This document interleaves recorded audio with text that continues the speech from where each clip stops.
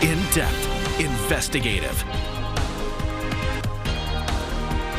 This is KXAN News. And a very good evening to you. Today we learn more about what happened leading up to 3 people and a dog dying in a cistern in Bastrop County on Wednesday. KXAN's Sarah Elshai explains officials what they believe ultimately killed them. It's a surreal feeling to see these people pulled out and seeing lying there lifeless. A trip to Texas that turned into a tragedy. Once they got in there, they cannot reach the top. Bastrop County Sheriff Maurice Cook says 2 men, 1 woman, and a dog died inside a cistern here in this cornfield near County Road 461 in Elgin. We're speculating that the hydrogen sulfide gas overcame them. Wasn't long in the tank before they went to the bottom. The sheriff's office released images of 2 of the victims, 45-year-old Noel Vigil Benitez and 26-year-old Denise Martinez. It's sad that these young people lost their life. Cook says a man from the nearby town of Red Rock led them on a hog hunt. He told deputies a dog escaped from a truck and fell into the cistern. The sheriff says 1 man jumped in to save the dog. 2 other people came up from the hunting party knowing that their comrade was in the hole and the dog was in the hole.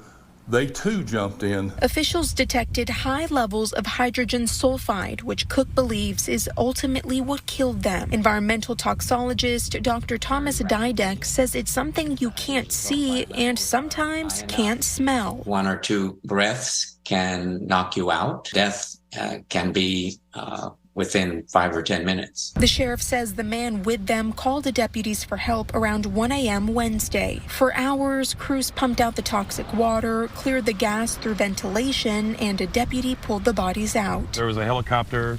They flew around the entire property. Neighbor Andrew Prinz says there are a lot of cisterns in this part of Elgin. They're everywhere. Anywhere there was a house at one point, there is a hole in the ground for water collection. Now this one is covered by dirt, a tall reminder of what happened. Sarah Elshai, KXAN News.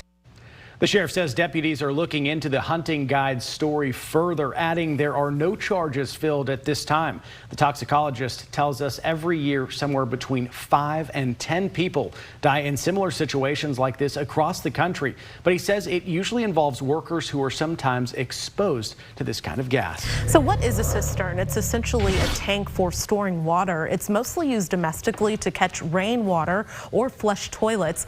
But in more rural areas, they can be used for fields watering and also a place for animals to drink. Underground cisterns were very common over 100 years ago. People were familiar with the techniques of building tanks underground, and it was suitable for the construction materials at the time, which it would have been brick and earth products. The Austin Police Bomb Squad and the FBI are searching an apartment in Cedar Park. And we believe that's in connection to the man arrested last night in Austin. This is happening on Cypress Creek Road. Our Grace Reader is out there right now. Grace, what can you tell us and what's going on out there? Just about an hour ago, this scene cleared, and we actually got kicked off of the Cypress Garden Apartment Homes complex. So we've moved out, but largely the folks that were here have cleared out. I actually just got an email from the Austin Police Department about 2 minutes ago. They confirmed with us that they were here in Cedar Park following up an investigation in connection to the incident yesterday that happened at St. David's Medical Center. They said this is standard practice and that right now they do not believe that there is any threat to the general public. We've got some video to show you of what this scene looked like earlier. Cedar Park had said that they were assisting the FBI, ATF, and the Austin Police Department bomb squad at this location. We did run a records check and found that the person that APD said they arrested yesterday after a car exploded in the St. David's parking lot did have an address listed here in this Cedar Park apartment. I did also talk to folks who were evacuated as investigators came and knocked on doors at this specific apartment complex and told people that they needed to clear out. People are now allowed back inside. The crime scene tape is gone, but here is what one of those folks had to tell me earlier today. It's really crazy. I've never been in a situation where I've even been around these sorts of people. So to have this happen in my apartment complex or duplex is kind of crazy, especially since it has to do with some, like I imagine my neighbor or something like that.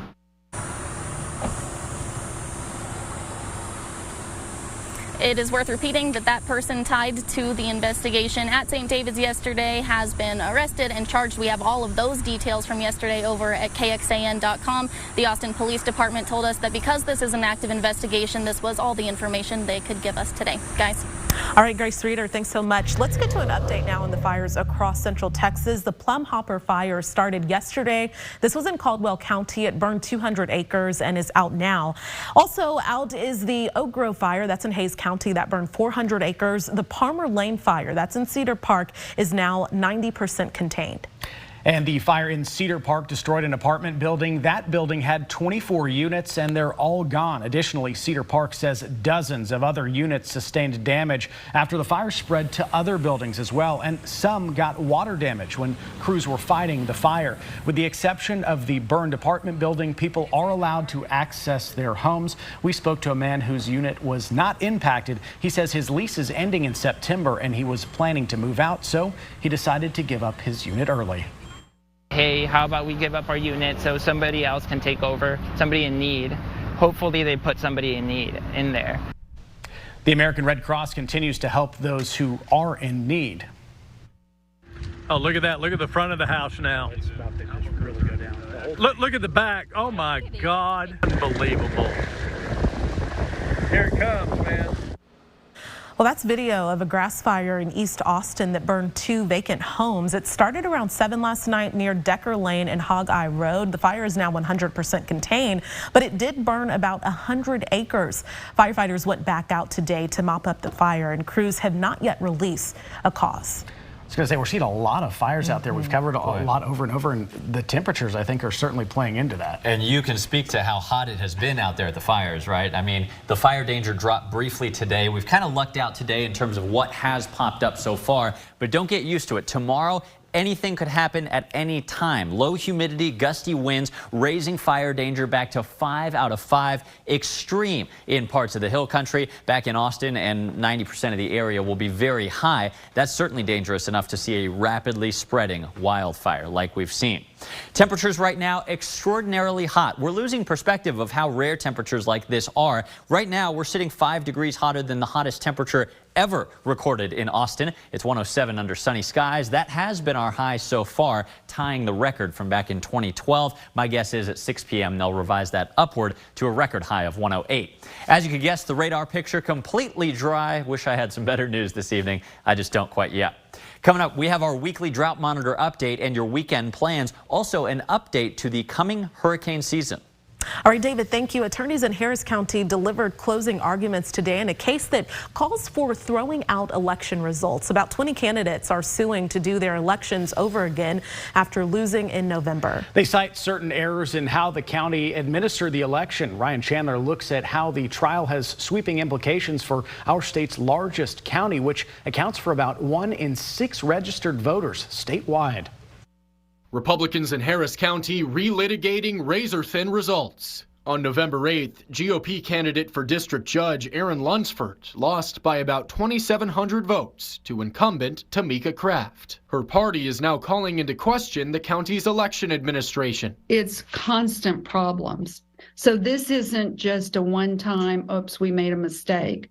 This has been a year or more of just really running the elections poorly. About 20 of the county's 782 polling locations ran out of ballot paper, causing confusion at some locations and an order to keep the polls open an extra hour. It's not a case of sore loser. It's just, will someone please answer the question why and what's going to be done to fix it? Harris County acknowledges some errors are likely in the state's largest election operation, but they say there's no evidence any errors impacted any results. When you put the microscope and the scrutiny of the rules of evidence, onto these people's stories, it just really doesn't check out. Assistant County Attorney Fombin worries this challenge is a symptom of the skepticism facing elections nationwide. The general narrative that's been pushed by a certain number of people about how we should not trust our elections officials, that the elections are rigged or whatever it is. I have a deep concern about that. I think that what we saw with these election contests is certainly tied to that. The judge is David Peoples, visiting from Bexar County to avoid internal influence, and his decision could take weeks. Ryan Chandler, KXAN News. And the judge could order a do-over election, and that would be in May. Now, going in depth here, Harris County has the most registered voters in the state with over 2.5 million voters. For last year's midterm election, over 17 million Texans were registered statewide. That's a new record high for any election, midterm or otherwise. Austin Pride is coming up. What first responders are doing to make sure everyone celebrates safely. And death and destruction from massive wildfires taking over the Hawaiian island of Maui. What people are doing to save the historic land they call home. Austin Pride is this weekend. It's expected to be a large event, so first responders are making sure local businesses know how to respond to an emergency. The Austin Police Department, Austin Travis County EMS, and Austin Fire are training LGBTQIA businesses in the Warehouse Entertainment District on how to save lives if anything happens. The training included strategies and skills in response to active shooter and mass casualty events. Organizers say it empowers businesses and employees to really help minimize the loss of life if tragedy strikes. They also say it's about gaining trust. That's the purpose of this training, is to add minutes, add time to that life, add time to allow us to be able to respond and provide the other resources, but not allow somebody not to be receiving as immediate of a response as possible. And the training was possible due to funding and coordination from the Lesbian and Gay Peace Officers Association. It's been more than 2 months since any significant rainfall in the Austin area nor across central Texas. Nothing has fallen in the gauge so far this month. Another dry day so far at Camp Mabry. Your first warning forecast right after this. To the dire situation in Hawaii, at least 3 dozen people are dead and hospitals stretched to their limits, treating the injured as wildfires destroy parts of the island of Maui. And NBC's Jay Gray tells the story of the loss of life and history. Investigators still aren't sure what sparked the blaze, but it's very clear what fed the intense flames. Drought conditions on the island providing fuel, winds with gusts to 85 miles an hour, pushing the fire much faster than teams can control. The power went out yesterday at like 4:30 or 5 a.m. and then the gas station blew up at like 3, and since then we've just been trying to outrun a fire. Some forced into the ocean to escape the flames, but there was no escape for the historic town of Lahaina. It looked as if it's just the whole town was devastated, the whole town was decimated. Like many areas across the island, where all that's left is rubble and ash, the firestorm pushing hundreds into shelters, most with only a few things they could carry during their rush to safety. Local people have lost everything. They've lost their house, they've lost their animals, and it's devastating. Tourists at the core of the island's economy are being told for now to stay away. The airport packed with thousands forced to cut vacations short, scrambling to find any flight that will get them away from the flames. It's just scary to see a big wildfire just kind of coming your way, and it's not something I ever experienced before. The National Guard now joining the fight, an effort to make sure all of this place that many call paradise isn't lost. Jay Gray, NBC News. And a conversation we had during our editorial meeting was about how the hurricane played a role in this. Right. It wasn't close enough to bring rain to the area, but it was close enough to bring the wind. Let me show you the map where Hurricane Dora is shown by the yellow arrow on the left side. Dora is more than 1,000 miles away, but when it passed a little bit closer to the south, that low pressure combined with a high pressure to the north of the islands really funneled the winds right there over Maui, contributing to that devastating and tragic situation. Back here at home, our own hurricane season looks to heat up soon. Let's shift from the Pacific back to the Atlantic. Today, NOAA hurricane forecasters upped their numbers by 2 or 3 for the coming season. Of course, we are already in hurricane season, but we've only had 5 named storms and 1 hurricane. Those forecasters now expecting a much above average season with as many as 20 or 21 storms, between 6 and 11 hurricanes. A couple of those could be major hurricanes. Bottom line, the bulk of hurricane season, which could be a way that we break this heat wave, certainly still to come. The reason, those jet fuel warm waters out in the Atlantic and the real lack of the storm-killing wind shear that we were expecting with El Nino. Drought monitor has gotten worse. This is not a surprise. Last week it looked bad enough, but this week, look at that. Bright red and even that maroon color growing. That's extreme, even exceptional drought. That now covering more than half of our area, including all of Austin. The reason, of course, all these back-to-back triple-digit days. We're now at 30-something straight days in Austin, the longest heat wave on record, no doubt. 105 right now in Liberty Hill with not a cloud around at the Whittlesey Landscape Supply Cam. In total, we've had 50 100-degree days so far this year. That moves us today from 9th up to 8th place. Not quite where we ended up last year, nor back in 2011, but we'll see how the next month or two shape up. It's possible that we get close.